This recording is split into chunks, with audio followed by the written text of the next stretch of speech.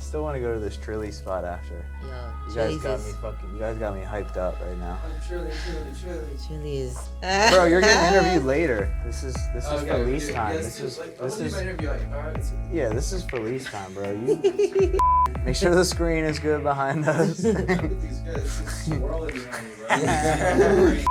right, let's tap in. Here we are. Where's your mic? Right here. Oh. Yes, I'm sorry. It was higher, I swear. All right, action.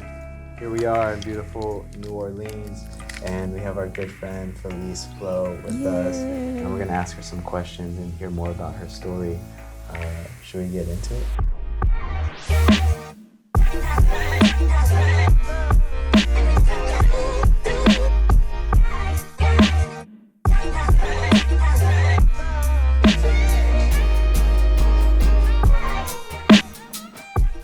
My name is Felice. I go by Felice Flow. I am a mother first. It's been my most recent role in life. DJ, yoga teacher, community activist. Yeah, that's who I am for now. Beautiful. Mm-hmm. Beautiful. What are you most passionate about? Communal healing through everything that I do is always like the root. Even as I DJ, I don't necessarily just DJ to have people like me or like it, right? Like I kind of like to influence healing in some type of way. And even through yoga, like I think I'm not just there to teach. I'm not just there to pass the time. Like I'm there to create an experience so that we all, can be on one accord and heal from whatever, I don't need to know what it is, but I think I have a passion for like touching whatever, moves people. Yeah, I love that, honestly. That's probably one of the best answers that I've ever heard from someone. Oh, word. And especially with like speaking of DJing and their craft and why they share music. Yeah. And the intention behind it. Thank you. Yeah. Thank you. Yeah. Because it's music, right? Like, what did Bob Marley say, y'all? One good thing about music, when it hits you, exactly, feel no pain, So it's like that's what leads me. I don't want to feel any pain. I want people to come, and I've had people cry, at sets. It's not like I'm like, I want y'all to cry, but like, the person came back, man. I wasn't good. Like I said in the car, I wasn't gonna stay, but I stayed the whole set, and it's really what I needed. And every time I'm not like, I did it, but it's like, man, much respect, like bless. That's awesome. Yeah. Let's expand on that. Where does some of your inspiration come from when it comes to DJing and curating events and even leading like yoga practice? Okay, so this might sound selfish. No, but this might sound selfish. The thing that comes to my spirit is kind of me, right? Like, not saying like I step in and like, what do I need today? I'm gonna share it, but like, I'm a human. I'm not just up here as the DJ or the teacher, right? Like it's not me being the leader, right? Like, no, I'm here with y'all. So, if I need a breather, if I feel nervous, if I feel, I don't know, if I feel like I haven't stretched all week and my spine needs a little bit more, like I think I usually guide a class that has a lot of spine strengthening just because it's what is inside of me, and I can only like work from, it's like a conversation, I can only work from my experience. But then ultimately it ends up being a communal thing. Like, that's what I needed, sis. Thank you. And I'm like, you're welcome, But if there's another answer that wants to be heard, I think going back to the communal healing and just my love for people and my love for just wanting people to be happy. I'm like a kind of a severe people pleaser. And it's a pro and a con, but I think the pro about it is just that I just want everybody to be happy. Yeah. Yes, for real. Yeah. Or just chill, not like ecstatic happy, but I just want everybody, feel comfortable. Yeah. That's it's such an interesting space to be in too, especially coming from DJing realm where you're behind the decks and you're picking songs. And I've often talked about this before. It's like, imagine trying to pick the perfect song for 100 people. You know, like exactly. That's what it is. And like a lot of times it's like you're not even thinking about yourself. So it's really interesting how you put that. Yeah. Thank you. Share with us about your journey of motherhood. I recently met your daughter in person with Indigo, and she's such a beautiful light being. So I would love to hear more about that. Thank you, God, Divine Creator, for sending her. I say that every day. She is me. She is us, and she shows us every day like who we already are, but like ultimately what we are trying to work towards. And I think children, when they come in, you're like, you have children, right? My daughter. Yes. And so when they, you know, like when they come in your life, you can take a break. There are parents who do take breaks or who just aren't there. But I think, you know, if you are part of that tribe who chooses to stay and chooses to be engulfed in the experience, it's so life-changing, and every second is life-changing, I feel like. And maybe I'm just that deep thinker, but like, you know, there's some days where, actually just yesterday, I was having a bad day, quote unquote, and she's tugging at me like, bring me outside or come make me something to eat. And even when I don't want to, right? I'm still human, but even when I don't want to, I have to. And it kind of speeds up the healing process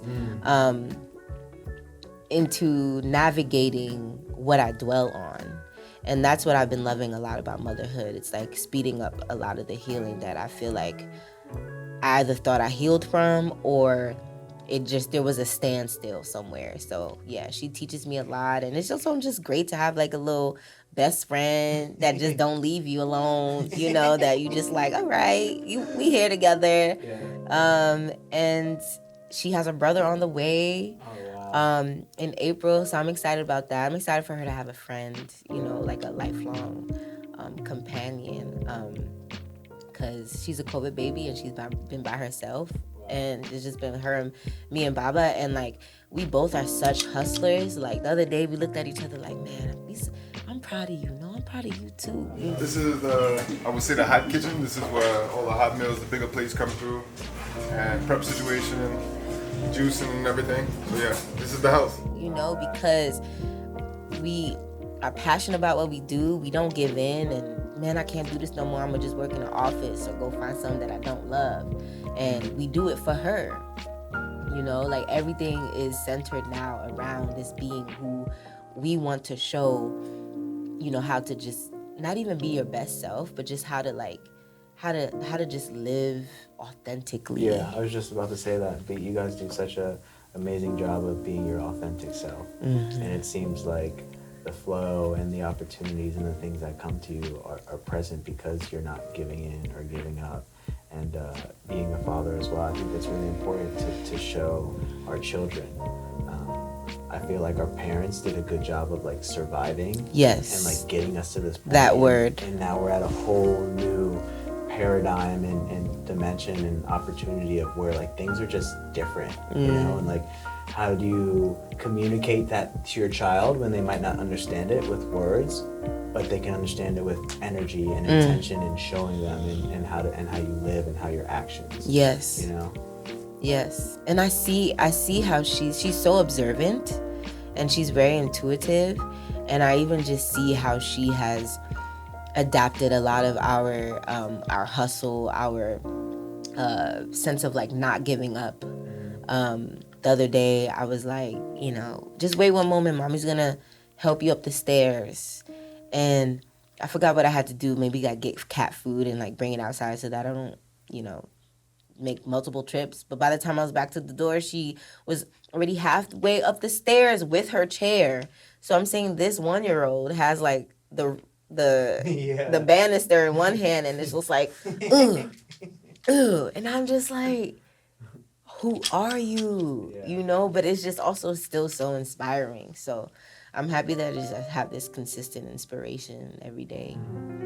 Yeah. Yeah, give thanks. Yes. So, I mean, you just you just announced a pretty big new coming into the world Right. on the Disclaimer. show. We got it. Let's go. You got it live, first here. I love that. So I got a question to elaborate off of that. Since, like, you said your daughter's like a year and a half now? Yeah.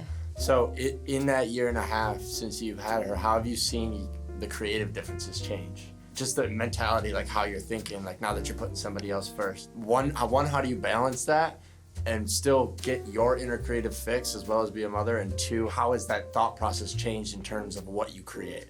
Oh.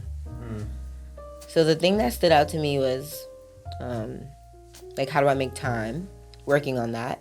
Because it can definitely get a little bit consuming where you're just so tired, especially in the first year, you know, you're just so tired all the time. Especially as a mother where, you know, I'm breastfeeding and I'm like waking up every half hour and I'm, you know, have like that type of real time shifts for like literally keeping her alive. So it's hard to practice DJing. Like I tell people, I don't practice. If I get a gig, I go and I'm jamming out, you know, and I'm practicing there in real time. And it's been a challenge, but then also I don't know. I think light of it. You know, it's like it is what it is. It's life. And I try my best though to like create in other ways, you know, like maybe when I'm cooking or, you know, creativity kind of got simpler and not a big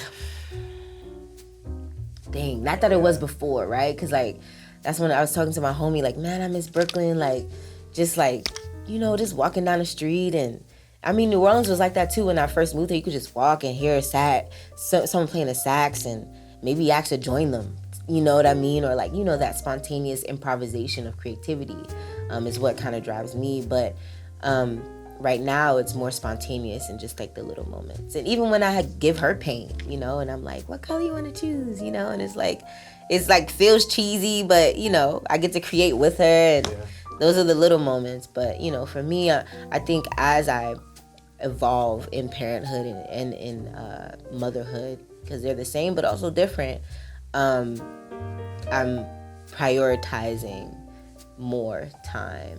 What's like one of the biggest things you've learned over the past maybe year or so? Like I feel like as we evolve and mature, there's like these milestones where like we remember something or we learn something, and it's like a complete shift in like how we look at the future. And I feel like you're tapped in with that. So like something that might have come to you is like could be very helpful for other people.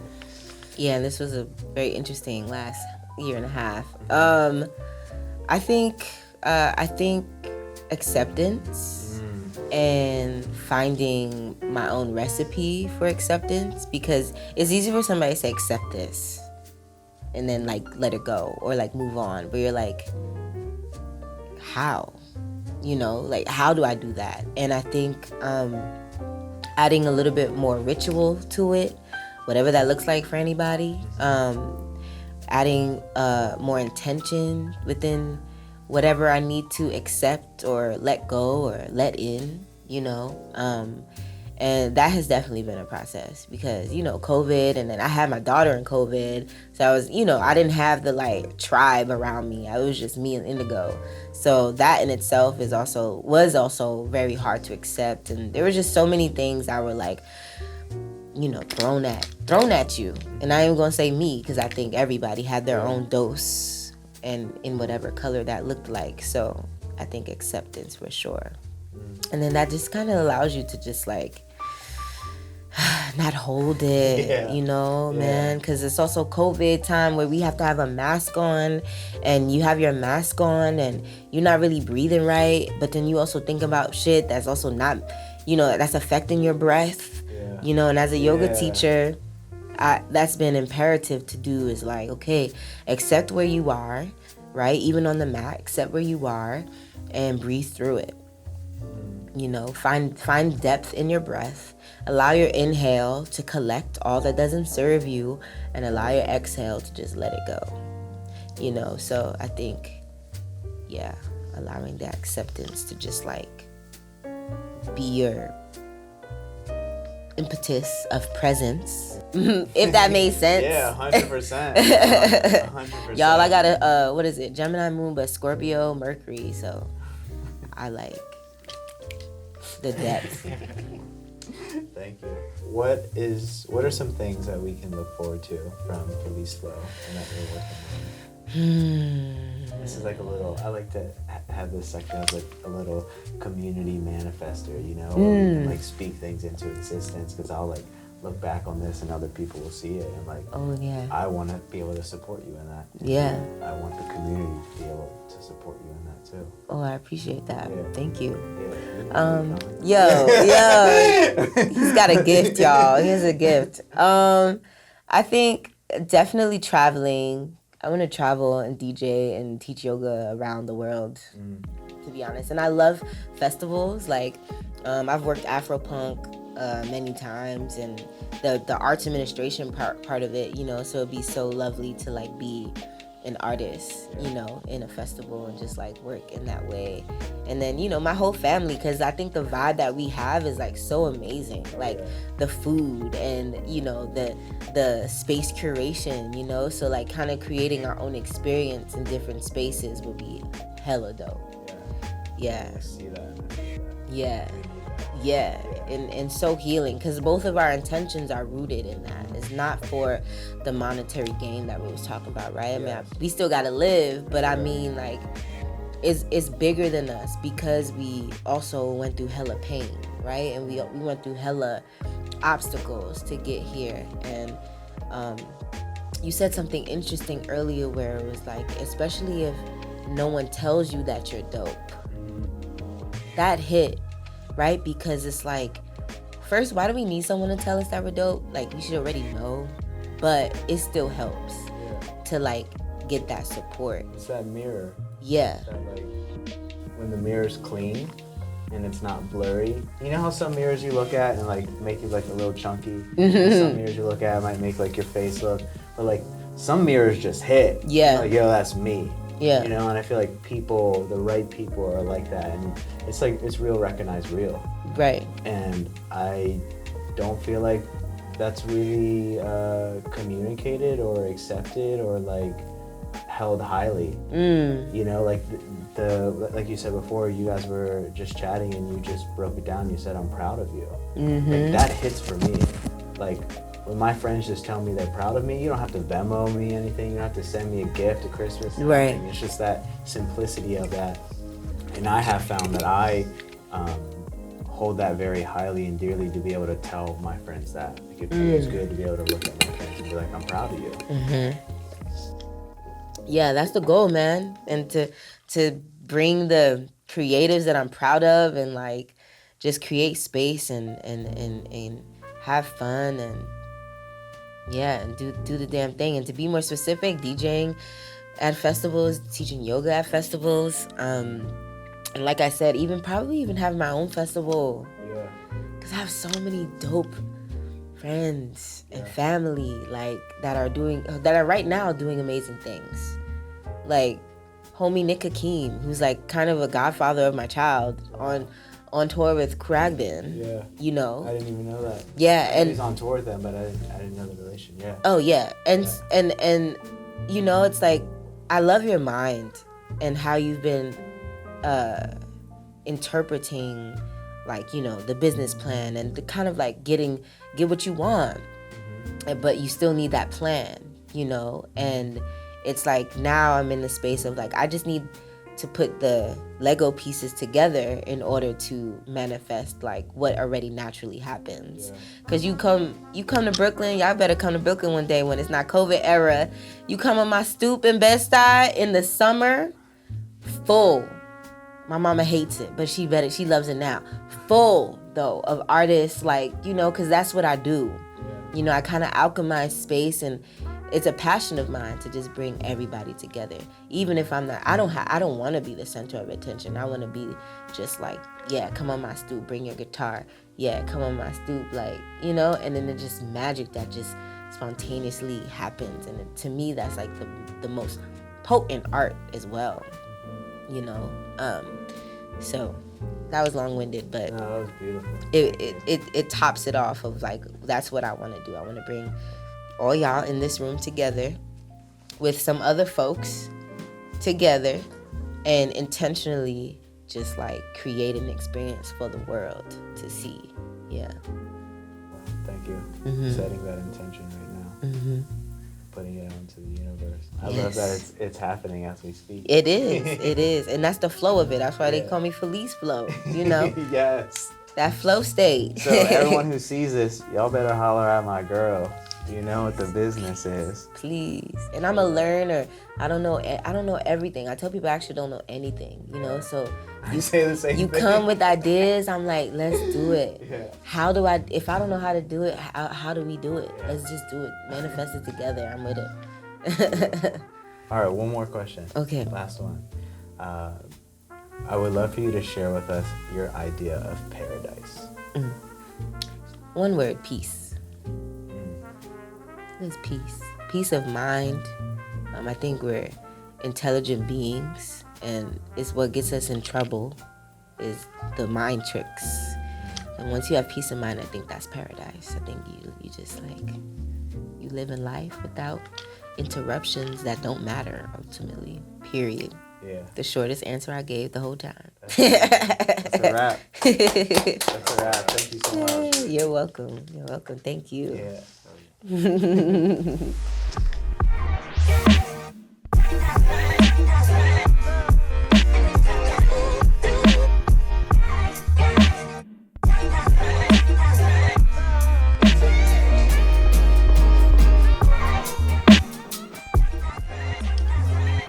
Let's go get some trillies. Yo, Trillies, y'all. Really, man. And they have like non-vegan and vegan Fire. cheesecake. Not cheesecake.